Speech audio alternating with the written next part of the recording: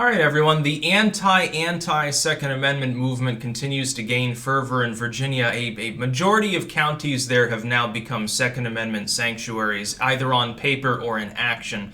The sheriffs there, by and large, are already pledging they're not going to confiscate people's guns because they realize that Northam's proposal, even with the grandfathering for sporting rifles, assault rifles, is unconstitutional. It's at odds with the Virginia Constitution, let alone the U.S. Constitution. The Virginian Constitution is more pro-gun rights than the U.S. Constitution is, and it's also more expansive and clear. Northam and the Democrats there are currently ruminating about the possibility, I really doubt they would do this, they're ruminating about the possibility of deploying the Virginia National Guard in order to try to confiscate people's weapons. And I guess their idea is that a few thousand men are going to be able to go door to door in the whole fucking state, which is larger than most European nations, in order to confiscate weapons. I don't think that's going to go over well. I don't think that it would work. I think that people's guns would accidentally get dropped in the lake weeks ago on a boating adventure. Oh, I don't know, it just disappeared. I don't know where it is. Oh, well, it wasn't stolen, it's just gone. It's buried in a burlap sack in the cornfield or something. Dude, people back during the Revolution, the American Revolution, which, by the way, let's keep in mind, was against their own British government. They were British subjects at the time. They weren't independent. You can declare independence all you want. Until you're willing to fight for it, you're not. It's just the way it goes. They used to bury their weapons in their fields, plow them up, put the weapons in the furrow. They would, put them under the barn or whatever, have them in a hay bale. They did this all the time because the British government, one of the first things it did was try to disarm people as soon as there was dissent. When the state of Virginia fundamentally is trying to disarm its population, it cannot be for benevolent reasons. It can't. Because if it was a gun crime problem, they would only be doing it in the big cities. They would leave it to the cities. They would encourage D.C. and Norfolk and some of these other places to take the guns away. Because big cities do, in many cases, have a gun crime problem. You know what the secret is? When you pack people in like sardines and have structural unemployment and poverty and a lot of mental health issues seep through the cracks because the city government embezzles funds earmarked for mental health treatment, you get violence. Wow! When gangs assemble, where's the gang gonna deal crack? A city with 100,000 people or a village with 10 people? Where are they gonna sell more rocks? Where are they going to sell more crack? And more importantly, where are they going to be able to dissolve into the background when the police are around so they don't get caught? A big city. Big cities are the problem. Urbanization causes these sort of things. For you to take urban-style police force tactics and try to export them to a village of 50 people makes no sense. It's like the state of Vermont. We've got one urban area in the state of Vermont fundamentally. Technically, the second is Rutland because it's at the crossroads. It's a big drug trafficking point because it's at almost a perfectly even distance from New York City, Boston, Albany, and then the Albany-Troy area, and Montreal. So there's a lot of trafficking that goes through it and just leaves a wake of opiates in its path, unfortunately. Basically, it's Burlington. Burlington-style, Montpelier-derived gun control has now been exported to the state of Vermont at large. It's a bad idea. Now, here's what I'd say. Second Amendment sanctuaries are wonderful. Some of these counties have just said we oppose this legislation because we recognize it to be against the Virginia state constitution. Others have said we won't enforce it at all, at any level. We won't allow any policing. In some cases, the sheriffs have come out and said, no, I'm not going to do anything because, number one, I don't want to get shot, and number two, I support the Constitution of the United States of America. This should be expanded far further. This should be a thing for every state. Now, there are other states that are taking this up. I would encourage, for example, my fellow Vermonters, some of you watch my videos, try to get Rutland County in the Northeast Kingdom to sign on to such a thing. Elsewhere, it's probably too blue. There's too many lowboroughs around to do it. But Rutland is a swing area, has shown hesitance towards, Phil Scott's bullshit. And the Northeast Kingdom is run by far-righters. It's pretty sparsely populated, mostly farms anyway. Get it going.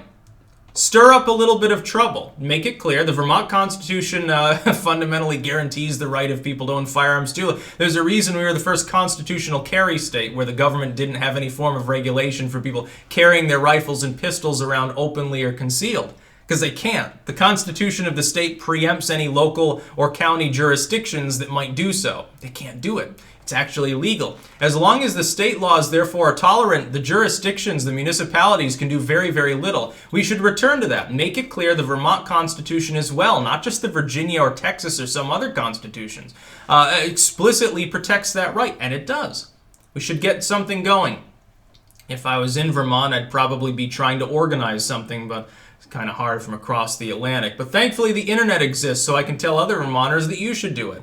You know, one person can only do so much, but I can definitely lend support if you have any sort of web presence for such a thing. And by the way, and Slate was reporting on this, well, this is different from sanctuary cities. This is an attempt to violate the law. Sanctuary cities are good because, you know, civil rights or something.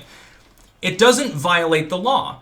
A Second Amendment sanctuary acknowledges the highest law. In the state of Virginia, the Constitution, which binds all other legalese possible to make, protects the people of Virginia from this kind of interference by the government. It blatantly, explicitly bans the exact kind of legislation being considered. The state of Vermont, the state of Texas, all of these other states, most of them in their state constitutions enumerate further upon the Second Amendment. Some of them have state supremacy, and yet municipalities ignore it at a whim. They are in violation of the Constitution, and any gun control in the U.S. passed at the state level violates the U.S. Constitution. McDonald versus Chicago, that Constitution and its protections extend to the states. It has already been established by the Supreme Court of the United States that the Second Amendment, in its rudimentary form, at its core, applies also to the states. Because the idea, again, keep in mind the spirit of an amendment. Like the spirit of the First Amendment. The First Amendment says that the government can't censor you. The spirit is that nobody should be censoring you. And so when the government uses tech firms as a reach around to try to censor people by default through government grants, or when it's platformed in giving contracts to a tech firm that censors people, that also, and I believe this will eventually be the ruling, is also unconstitutional. The Second Amendment states the federal government cannot regulate weapons, although somehow mysteriously it's managed to do so without people fighting back against it for many years. It also extends to the states. Supreme Court has already established, because the spirit is that people should be able to own the means of protecting themselves and their nation. They should own literally military weapons. That's the Second Amendment. They have the right to form militias, to drill, to train, to be prepared. They have the right to go to firing ranges. They have the right to, they have the right to manufacture explosives if they really want to under the most direct auspices of the Second Amendment. Of course, out of a pragmatism in society, we say that if a person who's not trained is attempting to make Semtex or something, they could, blow up their whole block. So we try to establish a status quo there that maybe protects other people from being victimized. But as far as a person's ability to utilize small arms, the idea that a sporting rifle, by virtue of being able to be equipped with a drum magazine, magically becomes 1,000 times more baby killing is wrong, and the idea that it makes someone violent to simply purchase or have such a weapon is also equally wrong. Most gun crime involves perfectly legal handguns that would be regulated under none of the laws proposed in Virginia or elsewhere in the country. Most of the firearm crimes in the country, and additionally, a lot of the firearm crimes are suicide, or attempted suicide, or negligent discharge that have nothing to do with inflicted death that's on purpose. And further, of course, the gun crime epidemic in the U.S. was back at the end of the 80s and the early 90s. That's when it peaks. Around the time the internet is deployed in the mid-90s, 1994 I believe it was, gun crime starts plummeting. And only recently did it rise a little bit. It's still at a near 50-year low, unless you count the last couple of years. It bottoms out around, 2015, and it's been not that much higher since then.